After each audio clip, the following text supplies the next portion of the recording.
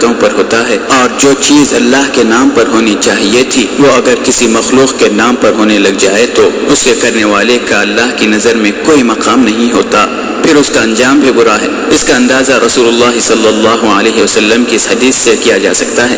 حضرت طارق بن شہاب رضی اللہ عنہ سے روایت ہے، وہ بیان کرتے ہیں کہ جناب رسول اللہ صلی اللہ علیہ وسلم نے فرمایا، ایک شخص ایک مکھی کی وجہ سے جنت میں چلا گیا اور ایک جہنم میں جا پہنچا۔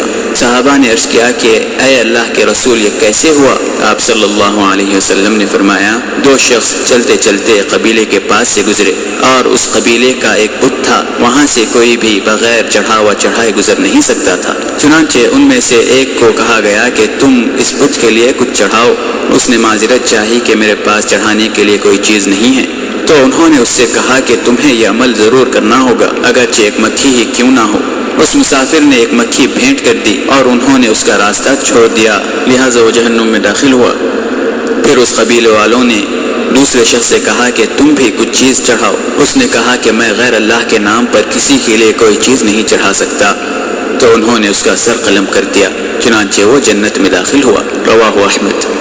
اس حدیث کو دیکھیے کہ کتنی پیاری اور کتنی سادہ الفاظ میں حدیث ہے، کتنے سادے سیدھے طور طریقے کی باتیں ہیں۔ ایک شخص اپنا راستہ کھلوانے کے لیے مکھی بھینٹ کر دیتا ہے اور سمجھتا ہے کہ یہ تو ایک مکھی ہے، کوئی بڑا کام نہیں، بھینٹ کر دینی چاہیے، خواہ کہ وہ مکھی ہو یا بیل ہو یا گائے ہو یا مرغ ہو۔ بات کس کے لیے بھینٹ کیا جا رہا ہے، کس کے لیے قربان کیا جا رہا ہے، وہ قربانی کس کے لیے دی جا رہی ہے، وہ کس کو پیش کیا جا رہا ہے۔ یہ ایک عبادت کا طریقہ ہے، قربانی کی جاتی ہے تو وہ کس کے لیے کرتا ہے مسلمان؟